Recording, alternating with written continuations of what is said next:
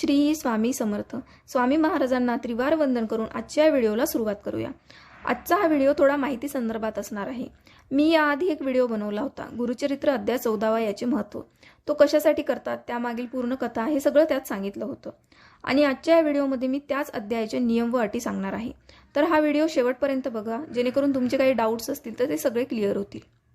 तर प्रत्येक स्वामी भक्ताला वाटतं की गुरुचरित्र या ग्रंथाचे पारायण करावे, कारण गुरुचरित्र हा ग्रंथ इतका पॉवरफुल आहे की जर तुम्ही तो वाचला तर तुमचे कितीतरी जन्मांचे पाप दोष निघून जातात. कधीही दरिद्री तुमच्या घरात येत नाही. कितीही मोठा पितृदोष असो तो निघून जातो फक्त या ग्रंथाच्या पठणाने. पण हा ग्रंथ एकतर मोठा आहे आणि याचे नियम खरंच खूप कडक आहे. अगदी कांदा लसूण खाणं जमत नाही, गादीवर झोपणं हे देखील जमत नाही, खंड अजिबात पडू देता येत नाही. त्यामुळे इतके कडक नियम आपल्याला पाळणं जमत नाही. पण जर तुम्हाला हे पूर्ण वाचता येत नसेल, तशी काही अडचण असेल, तर तुम्ही गुरुचरित्रातील सगळ्यात पॉवरफुल अध्याय, सगळ्या अध्यायाचा मेरुमणी म्हणजेच अध्याय 14 याचे पारायण मात्र नक्की करू शकता. मी आधीही सांगितलेलं आहे की तुमच्यावर कितीही मोठं संकट असो किंवा शारीरिक वा मानसिक व्याधी असो, कोणीतरी खूप टॉर्चर करत असेल, मुळात एकामागून एक प्रॉब्लेम चालूच असतील, एक झालं की एक ताप तुमच्या डोक्याला लागत असेल, तर अशा वेळेस तुम्ही 14व्या अध्यायाचे पारायण नक्की करा. आता याचे नियम व अटी.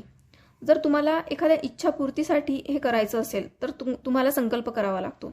जर तुम्हाला सहज डेली वाचायचं म्हणून वाचायचं आहे तर तुम्ही संकल्प नाही केला तरी चालेल. हा एक नित्यसेवेचा भाग म्हणून पण तुम्ही करू शकता. आणि इच्छापूर्तीसाठी असेल तर प्रॉपर संकल्प करावा लागतो. आता संकल्प कसं करायचा हे तुम्हाला माहिती असेलच. तुम्ही किती दिवसाचा संकल्प करू शकता? तुम्ही 21 दिवसाचा करू शकता, 41 दिवसाचा, 51 किंवा 108 दिवसाचा, तुमच्यानुसार तुम्ही संकल्प करू शकता. माझ्या घरातलं सांगायचं झालं तर माझ्या आईनी माझ्या बहिणीच्या लग्नासाठी ही सेवा केली होती. तेव्हा लग्नाला खूपच अडचणी यायच्या, काहीतरी अरफाटे यायचे, त्याच्यामुळे लग्न नव्हतं जुळत, सगळं लांबत चाललं होतं. तर माझ्या आईनी असाच संकल्प केला होता की जोपर्यंत लग्न फिक्स होत नाही तोपर्यंत 14व्या अध्यायाचे रोज 14 वेळा वाचन करायचे. आणि हे करायला आईला रोज 1 तास लागायचा. पण आता तुमच्यातले कितीतरी जणांकडे इतका वेळ नसेल, संसाराचा व्याप असतो, काही जणांना जॉब असेल, काही जणांचे लहान बाळ असेल, तर एवढं 14 वेळा करायची गरज नाही. रोज 1 वेळा करू शकता.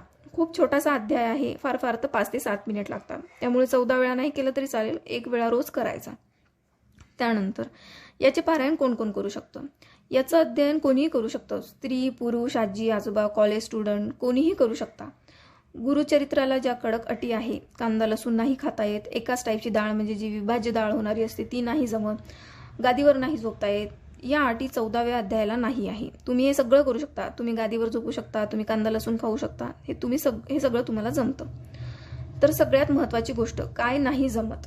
तर जर तुम्ही संकल्पयुक्त पारायण करत असेल तर तुम्हाला मांसाहार वर्ज्य आहे, तुम्हाला नॉनव्हेज नाही जमत. तसं तर प्रत्येक संकल्पयुक्त सेवेत नॉनव्हेज नाही जमत आणि यातही तुम्हाला नाही खायचं आहे. त्यानंतर तिसरी महत्त्वाची गोष्ट, परान्न खायला चालतं का? आता खरं तर संकल्पयुक्त पारायणात परान्न वर्ज्य असतं, कारण खाण्यातून अनेक गुणदोष तुमच्यात जात असतात. त्यामुळे बाहेर खाणं शक्यतो टाळावं.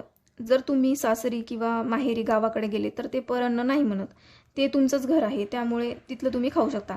पण जर आता तुम्हाला एखाद्या रिलेटिव्हकडे जायचं आहे, एखाद्याकडे लग्न आहे, तुम्हाला जाणं भाग आहे, तर तुम्ही अशा वेळेला ते खाण्यापूर्वी 2 वेळा गायत्री मंत्र म्हणायचा आणि मग जे काय आहे ते खायचं. पण आता जर तुम्ही संकल्पयुक्त करत आहे तर तुम्हाला माहिती राहतच आहे की पुढे काय प्रोग्राम आहे, तर संकल्प ते पाहूनच करावा. पण जर तुम्ही संकल्प नाही करताय, तुम्ही नित्यसेवा म्हणून हे वाचत आहे, तर तुम्ही दुसरीकडचं खाल्लं तरी चालते, परान्न त्यात वर्ज्य नाही आहे. त्यानंतर तिसरी महत्त्वाची गोष्ट, ब्रह्मचर्य पालन. तुम्हाला पालन करायचे असेल तर तुम्ही करू शकता. पण कसं आहे ना, हा एक कधी नित्यसेवेचा भाग म्हणून पण आपण करतो, नित्यसेवेचाच भाग असल्यासारखा आहे. बरेच जण 14वा अध्याय डेली वाचतात, त्यामुळे पालन नाही केलं तरी चालतं. फक्त ज्या दिवशी तुमच्याच्यानी ब्रह्मचर्य पालन नाही झालं त्याच्या दुसऱ्या दिवशी तुम्ही डोक्यावरून पाणी घेऊन आंघोळ करायची आणि मगच याचं पठण करायचं. त्यानंतर संकल्पयुक्त पारायण करताना पाळी आली तर काय करायचं? आता बघा, जर तुम्ही 41 दिवसाचा संकल्प केला आणि 20 दिवस झाले, 20 वेळा तुम्ही वाचलं, त्यानंतर पाळी आली तर ते 4-5 दिवस थांबायचं, ते स्किप करायचं आणि मग त्यानंतर पुढील पारायण कंटिन्यू करायचं. सुरुवातीपासून करायची गरज नाही, जिथून तुमचा खंड पडला त्याच्यानंतर पासून चालू करायचं, 4-5 दिवस गॅप घेऊन. त्यानंतर 14वा अध्याय कशातून वाचायचा? तर 14व्या अध्यायाची एक स्पेशल पोथी असते, तुम्ही ती आणायची. 14वा अध्याय हा गुरुचरित्र मोठ्या पोथीतून नाही वाचायचा. तो ग्रंथ अतिशय पवित्र आहे. रोज रोज तो नाही उघडायचा. तुम्हाला कुठेही मंदिराबाहेर किंवा ऑनलाईन सुद्धा 14व्या अध्यायाची पोथी मिळून जाईल. म्हणजे ओव्हरऑल याचा एकच नियम आहे की नॉनव्हेज खाणं नाही जमत. बाकी कुठलेच नियम याला लागू नाहीत. आणि तुम्ही जर संकल्पयुक्त पारायण केलं, त्यानंतर तुमच्या मनासारखं झालं, तर तुम्ही नक्की याला नित्यसेवेचा भाग बनवा. याचं रोज पठण करा. खरंच तुमच्या आयुष्यात खूप बदल जाणवून येईल. आपत्कालीन जे संकट असतं ते म्हणतात ना, ते दत्त महाराज तुमचे कसे वरच्यावर झेलून घेतील ते तुम्ही बघा. आणि अजून तुमचे काही डाऊट्स प्रश्न असतील तर तुम्ही नक्की कमेंट करा. माहिती आवडली असेल तर लाईक करा, सबस्क्राईब करा. थँक्यू. श्री स्वामी समर्थ.